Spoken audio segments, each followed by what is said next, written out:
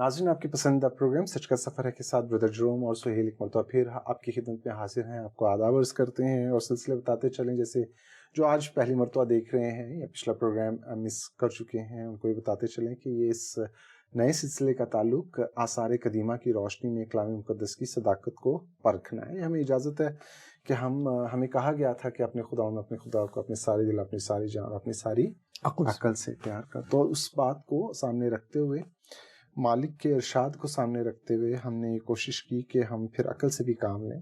اور جو مسیح جو حضرات ہیں، خواتین و حضرات ہیں، وہ اندھے ایمان پر وہ اس کو فالو کرتے ہیں، وہ عقل کو استعمال نہیں کرتے. تو یہ جو پروگرام ہے اس کا خاص تعلق سائنس کی اس فیلڈ سے ہے جہاں پر عقل کے بغیر یہ کام ہو نہیں سکتا، کیونکہ اس کو چیک کیا جاتا ہے جو چیزیں دریافت ہوتی ہیں. تو آج جو ٹائٹل ہے کلام مقدس کی صداقت از روئے آثار قدیمہ، اور یہ لمبی سیریز چلے گی. پہلے ہم نے پچھلی قسط میں ہم نے حدیث کے حوالے سے بات کی تھی کہ بائبل مقدس میں یا انجیل مقدس میں انہیں کیوں عظیم کے نام سے یا لقب سے پکارا گیا، اور اس کے اوپر ہم نے بتایا تھا کہ اس کی کیا وجوہات ہیں. اور ہم نے جو بائبل مقدس، انجیل مقدس اور پھر اس کے بعد رومن جو تواریخ تھی، جو رائٹرز تھے، ان کو بھی ہم نے کوٹ کیا تھا. آج بھی اسی طرح کی جو ہیں سوال ہیں، اور ہمیں تھوڑا سا شاید پھر ڈسکس کرنا پڑے. مجھے لگ رہا ہے جو سوال ہیں اس میں حدیث جو ہیں ان کا ذکر ضرور آئے گا. جرم بھائی، ہم بغیر وقت ضائع کیے آپ کی خدمت میں سوال رکھ رہے ہیں کہ کیا ہم نئے عہد نامہ یا عہد جدید کے لیے آثار قدیمہ کی کوئی شہادت پیش کر سکتے ہیں؟ سہیل، یوں تو ہم گاہے بہائے یہ شہادتیں پیش کرتے رہیں گے، مگر یہ کہ چونکہ مطلب اب تھوڑا سا ریفرنس دینا ہے تاکہ لوگوں کو تھوڑا سا یہ پتہ چلے کہ ہم کرنے کیا جا رہے ہیں. دیکھیں، ایک تو ہم نے لاسٹ ٹائم بھی یہ کہا تھا آرکیالوجی کو سمجھنے کے لیے جو پیچھے مطلب مٹیریل ہسٹری ہے اس کو ہم آرکیالوجی کہہ رہے ہیں. چاہے وہ کسی بھی شکل میں دریافت ہوتی ہے، چاہے وہ کتاب کی شکل میں دریافت ہوتی ہے یا کسی ایون پیالے کی شکل میں دریافت ہو جاتی ہے، برتنوں کی شکل میں دریافت ہوتی ہے جو کسی کہانی کا بتا رہی ہوتی ہے، کچھ کہانی سنا رہی ہوتی ہے. تو ہم چیزوں کو جو ہے وہ لوگوں کے سامنے پیش کرنا چاہ رہے ہیں تاکہ لوگ دیکھ سکیں اور کلام مقدس کی جو ہے اس کی جو سچائی کو پہچان سکیں کہ یہ صرف لکھا نہیں ہے بلکہ ایسا ہوا بھی ہے. یہ بہت ضروری ہے. جس میں نے آپ نے پچھلی دفعہ بھی کہا تھا آپ سے کہ میرے ایک دوست کہہ رہے تھے کہ صاحب آپ یہ بتائیں کہ یہ خدا کا کلام ہے کہ نہیں ہے. تو میں نے سے کہا یار پہلے آپ یہ دیکھ لیں کہ کیا یہ سچ بھی ہے کہ نہیں ہے، کیوں یہ دیکھنا بہت ضروری ہے. کیونکہ اگر سچ ہے تو پھر ہم ڈیسائیڈ کرنا شروع کریں گے. ایسے خدا کو ماننا کہ جو جھوٹ بولے. بالکل ایسا. کیونکہ اگر یہ چیزیں جو ہے جھوٹ پر مبنی ہے تو ظاہر ہے کہ ہم کیوں وہی اپنا وقت ضائع کر رہے ہیں اور بھائیوں کا بھی وقت ضائع کر رہے ہیں. ٹھیک ہے، تو ہمیں وہ مٹیریل مطلب شہادتیں دیکھنی ہے. تو اب دیکھیے کہ ہم نے دیکھا پچھلی دفعہ ہم نے ہسٹری میں بات کی تھی، تو ہم ایسا کرتے ہیں کہ زیادہ تو نہیں، کیونکہ اتنی بے شمار ہیں، بے شمار ایسی مطلب ایویڈنسز ہیں جن کو ہم پیش کرنے لگیں گے تو شاید وقت ہمارے لیے تھوڑا پڑ جائے گا. تو ہم کریں گے یہ کہ ایک دو شہادت دیتے ہیں بیچ میں سے، تاکہ پھر یہ تو پھر ہم نیو ٹیسٹمنٹ سے دے دیں گے، مگر پھر اولڈ ٹیسٹمنٹ سے ایک ایک کر کے شروع کریں گے. ہم کوشش کریں گے کہ وہ ایکچولی سینریز یا پکچرز یا ریلکس جو ہیں جو بھی ہیں وہ ایون کھنڈرات بھی اگر ہوں گے تو ہم ان کو دکھائیں گے ضرور، کسی طرح ان کی پکچرز دکھائیں اور لوگوں کو یہ انٹرسٹ دلائیں کہ آرکیالوجی ایک ایسی فیلڈ ہے جس میں جا کر وہ سچائی کو معلوم کر سکتے ہیں. اور یہ مطلب سب سے بڑی بات یہ کہ کوئی دین، کوئی ایمان آپ کو اجازت دے رہا ہے کہ آپ یہ خدا کو اس طرح اس کے کاموں کو یا خدا کے ماننے والوں کو جو زمانے قدیم میں رہے ان کو ایک مرتبہ آپ چکھ لیں، اس کو ٹیسٹ کر لیں. آپ نے ایک مرتبہ کہا تھا کہ آثار قدیمہ ایسی چیز ہے جس کو the truth that which we can touch. ٹھیک ہے، that is something like that. تو مطلب ہم ایسی سچائی کو جس کو ہم چھو سکتے ہیں نا. ٹھیک ہے. تو اب ہم بات کر رہے ہیں مطلب یوحنا 2 باب اگر ہم دیکھ لیں، ہاں جی 2 باب 20 آیت کو اگر ہم دیکھیں تو وہاں ہمیں ذکر ملتا ہے کہ مسیح کی ایک گفتگو ہو رہی ہے. کچھ ناظرین اگر آپ چاہیں تو حضرت یوحنا کی معرفت انجیل اس کا 2 باب اور اس کی 20ویں آیت ہے. یہودیوں نے کہا 46 برس میں یہ مقدس بنا ہے اور کیا تو اسے 3 دن میں کھڑا کر دے گا.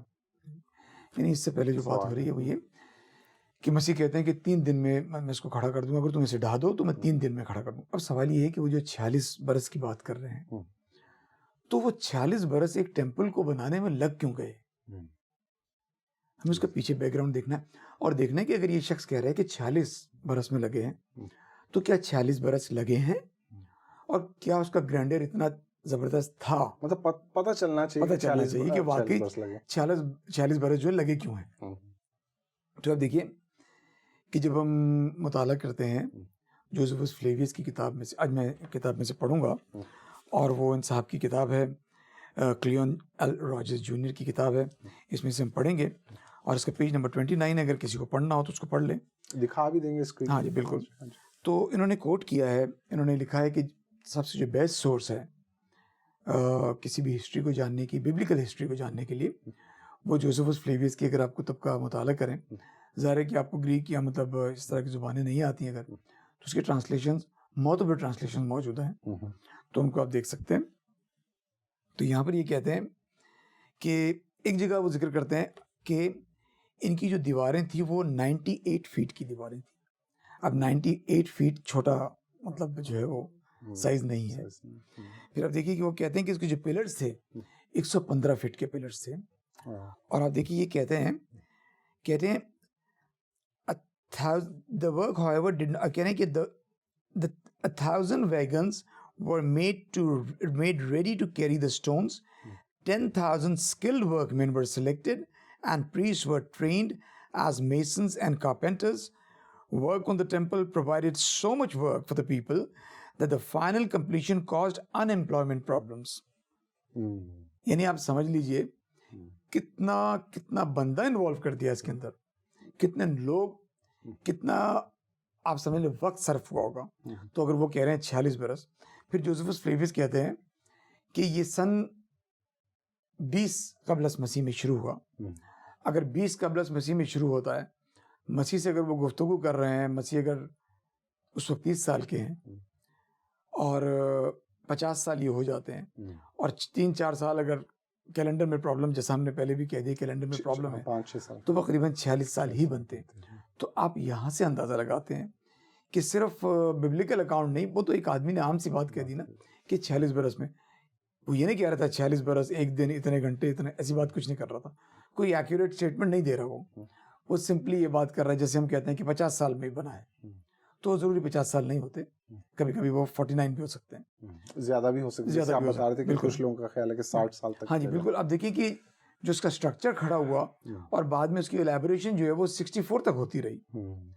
یہاں وہ شخص جو ہے بائبل میں کہہ رہا ہے 46، یہاں یہ کہہ رہے ہیں کہ مطلب سن 20 کے اندر 20 BC میں اس کا کام شروع ہوا. کام 20 BC میں شروع ہوتا ہے، پھر آ کر 50 BC میں شخص کرائسٹ کے ساتھ میں یہ سوال کرتا ہے اور آپ دیکھیے کہ اس وقت یہ الیبوریٹ ہو چکا تھا.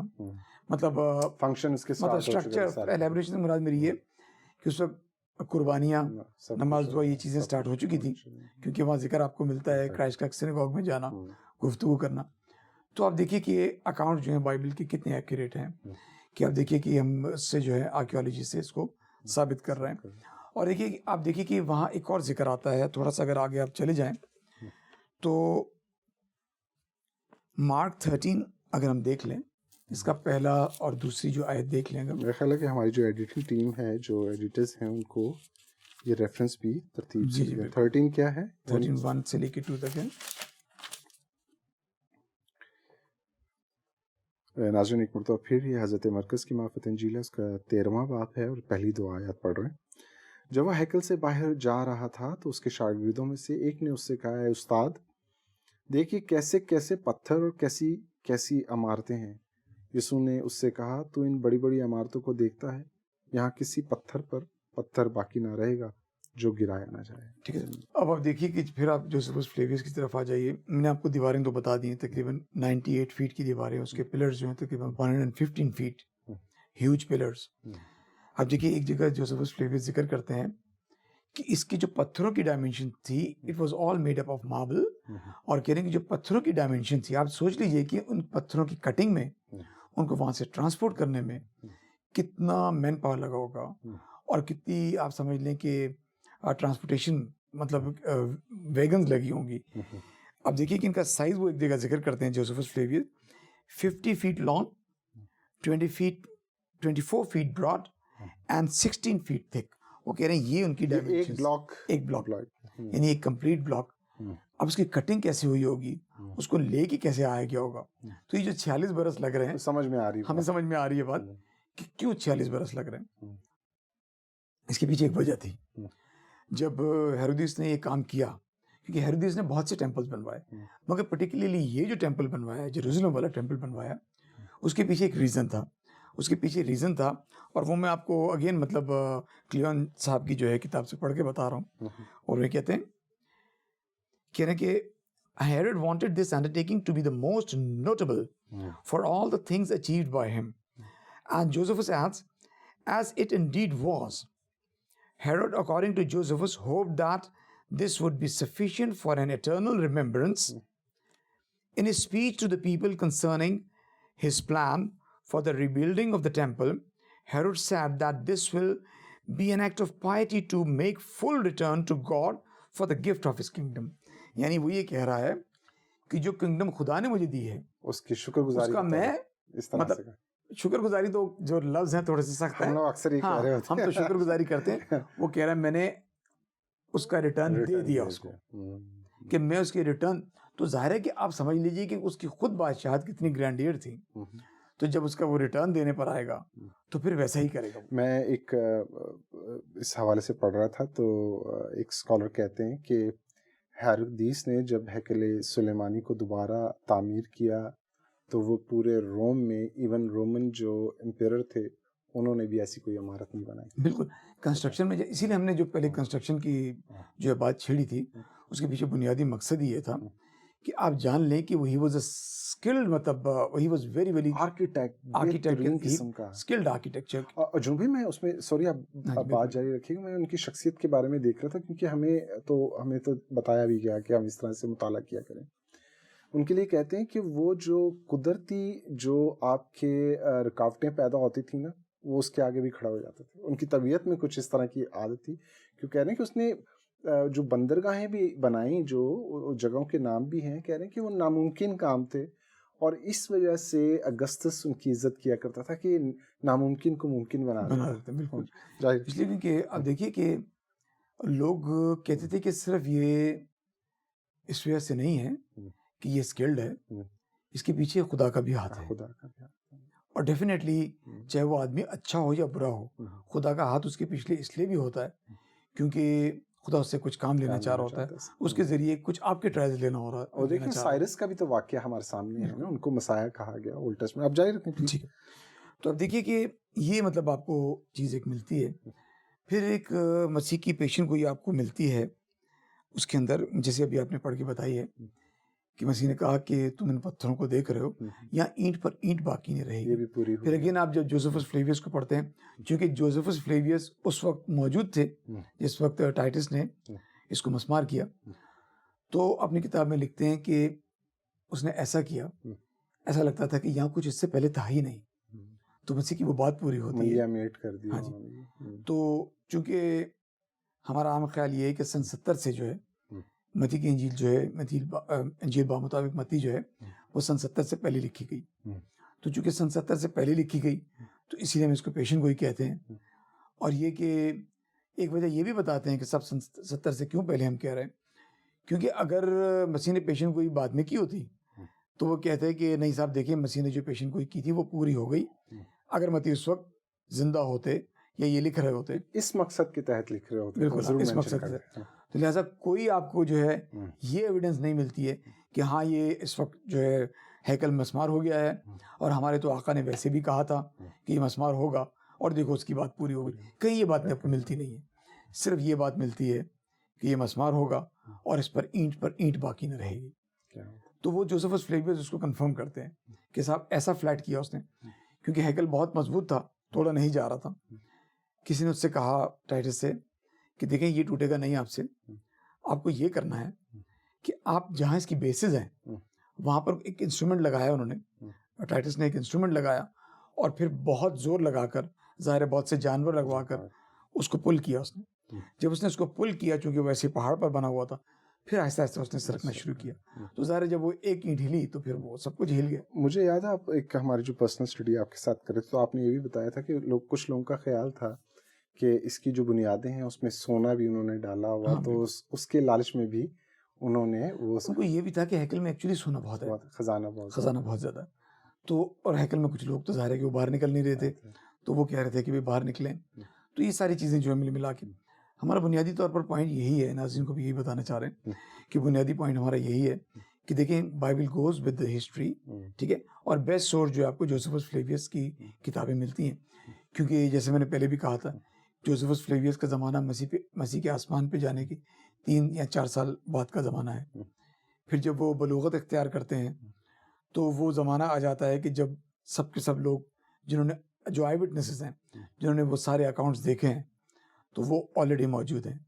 جوزفس فلیویس کے لیے اکاؤنٹس کلیکٹ کرنا اور کریکٹ اکاؤنٹس کلیکٹ کرنا اتنا مشکل کام نہیں ہے. تو اب دیکھیے کہ ہم دیکھ رہے ہیں کہ بنیادی طور پر Bible is going with the secular history. میں اس لٹریچر کی طرف جب آتا ہوں تو کلام مقدس ہمیں دیا گیا, ہم نے سنبھال کے رکھا, اس کا مطالعہ کر رہے ہیں. ہم ان کی جو اوتھینٹک جو لوگ ہیں جنہیں خدا نے بلیس کیا, اوریجنل لینگویجز سے واقف تھے, ہم ان کو پڑھتے ہیں تو ہمیں پتہ چلتا ہے کلام مقدس عہد نامہ قدیم میں ہمیں جو زیادہ مواد ملتا ہے, جو لوگ تیار ہوتے ہیں ان کے کلام مقدس کے ماہرین میں جو لوگ تیار ہوتے ہیں, ایکچولی وہ ان جو تنبیہ کی جاتی ہے اس کو ضرور آئندہ نسل کے لیے لکھتے ہیں.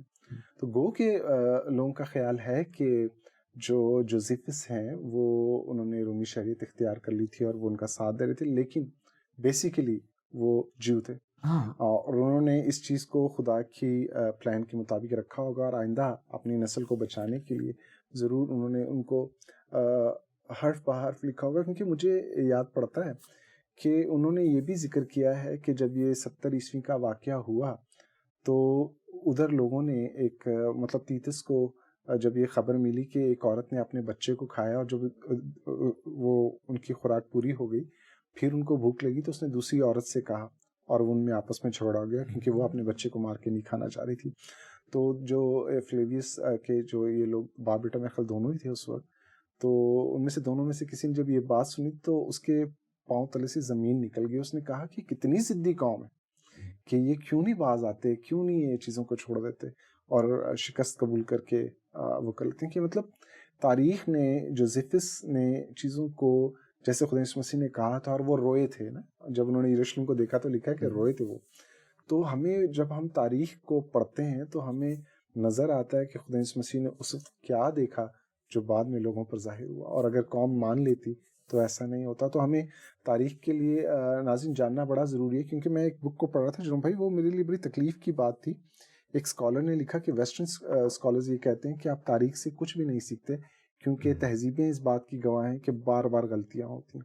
پھر ایک اور صاحب نے فرمایا, انہوں نے کہا کہ ہمیں حال میں ماضی کو تخلیق نہیں کرنا چاہیے. بڑی گہری بات کہ کچھ معاشرے ہیں جیسے ہمارے لوگوں کے لیے بھی کہا جاتا ہے کہ ہم کوشش کرتے ہیں کہ ہم جھوٹی تاریخ کو لکھیں. تو ہمیں چاہیے کہ ہمیں ماخذوں کے درمیان جو فرق ہے, جیسے ابھی آپ نے بات کہی کہ باقیات جو ہیں آثار قدیمہ اور ایسی چیزیں ہیں جو بندہ غیر شعوری طور پر کسی اور مقصد کے لیے بنا سکتا ہے, لیکن وہ اینڈ آف دا ڈے وہ خدا کے مقصد کو پورا کرتے ہیں. اور باقی یہ کہ جو شعوری ہیں جس میں ہماری تحریریں آ جاتی ہیں, یاداشتیں آ جاتی ہیں, ماخذ کا یہ حصہ بھی ہمارے لیے بہت امپورٹنٹ ہے. اور وہ جیسے ابھی آپ نے کلام مقدس میں سے ہمارے سامنے یہ انجیل مقدس میں سے یہ پیش کی, حضرت یوحنا 2:20 اور حضرت مرکز 13:1-2, یہ وہ ماخذ ہیں جو لوگوں کے خیالات کو بتاتے ہیں جو اسی زمانے سے تعلق رکھتے ہیں. تو جب یہ دونوں مل کر آتے ہیں تو جناب ہم آپ کو یہ بتانا چاہتے ہیں جروم بھائی کی بدولت ہم آپ کو یہ نہیں کہ تعلیم فراہم کرتے ہیں, ہم آپ کو معیاری تعلیم فراہم کرتے ہیں. Thank you very much. Jerome بھائی دوسرا سوال جو ہمیں آیا ہے وہ یہ کہ مسیحی حضرات یہ کہتے ہیں کہ حضرت یسوع المسیح کتاب مقدس کے یونانی ترجمہ سے تلاوت فرمایا کرتے تھے, اس کے کیا ثبوت مل سکتے؟ سہیل ہمیشہ یاد رکھیے کہ جب بھی کوئی اسکالر جو ہے کسی کتاب کا ترجمہ کرنے جاتا ہے تو سب سے پہلے اس کی سورس کی طرف جاتا ہے کہ صاحب اس کی سورس کیا ہے, کیونکہ source is very important for the scholar. کیونکہ اگر سورس صحیح نہیں ہے تو پھر وہ اس کا ٹرانسلیشن نہیں کرے گا, کیوں اتنا وقت ضائع کرے گا.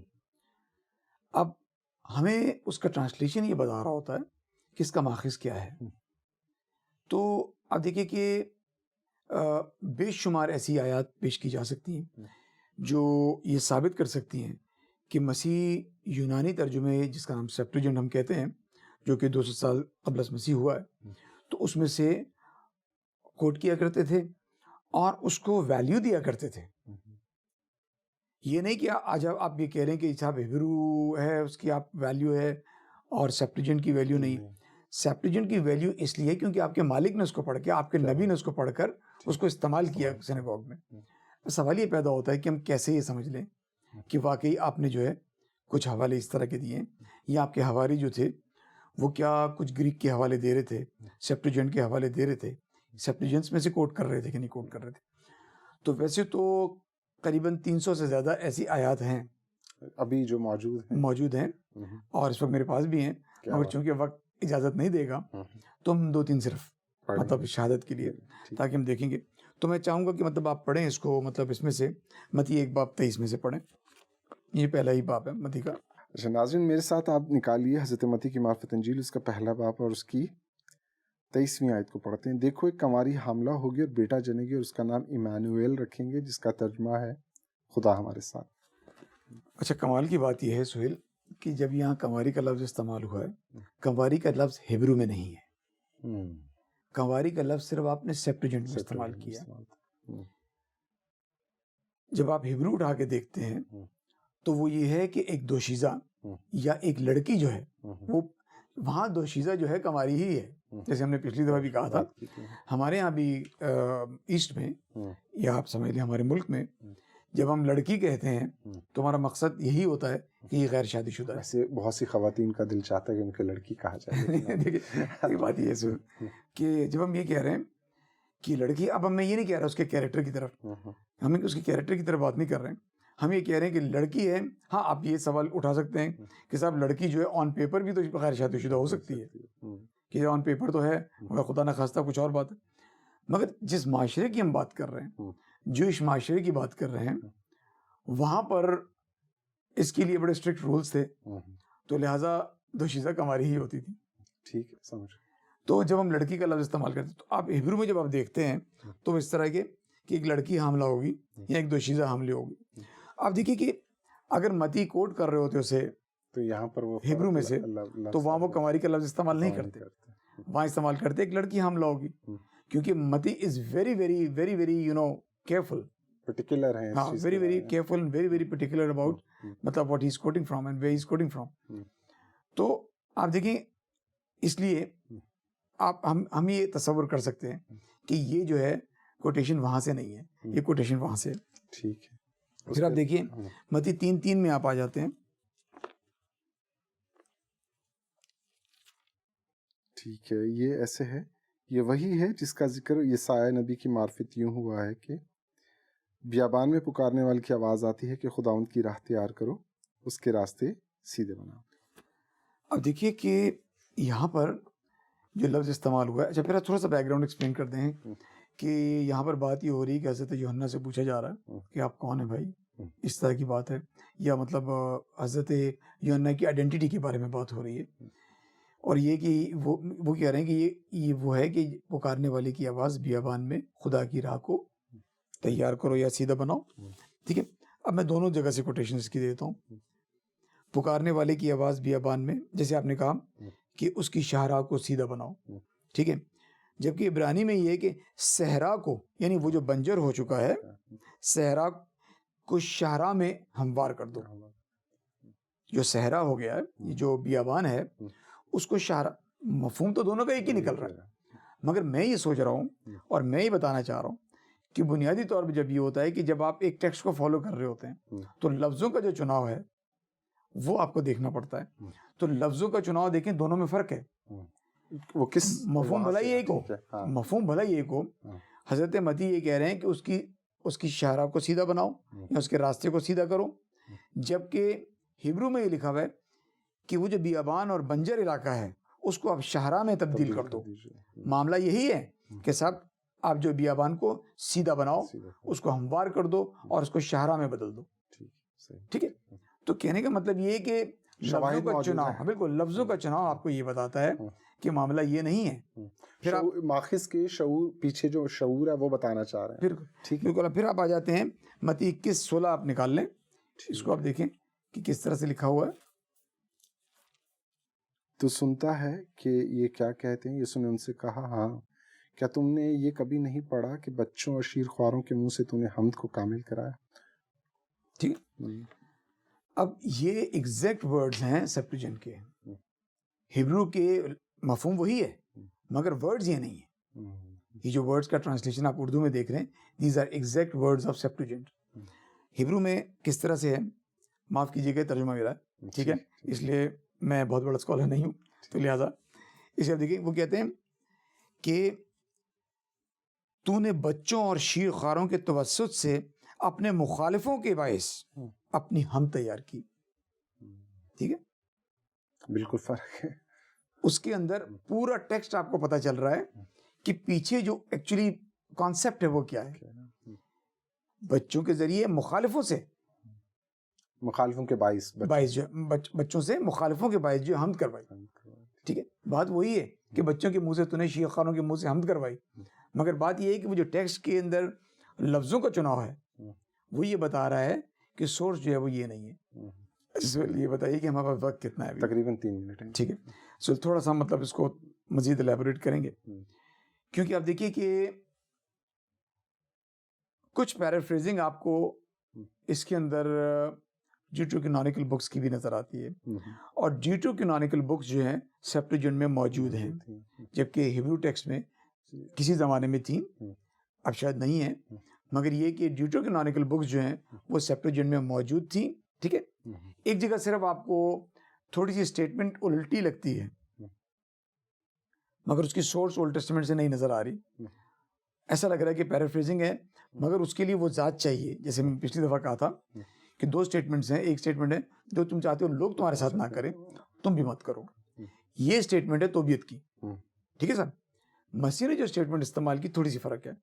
جو چاہتے ہو تم لوگ تمہارے ساتھ کریں تم بھی ویسا ہی کرو.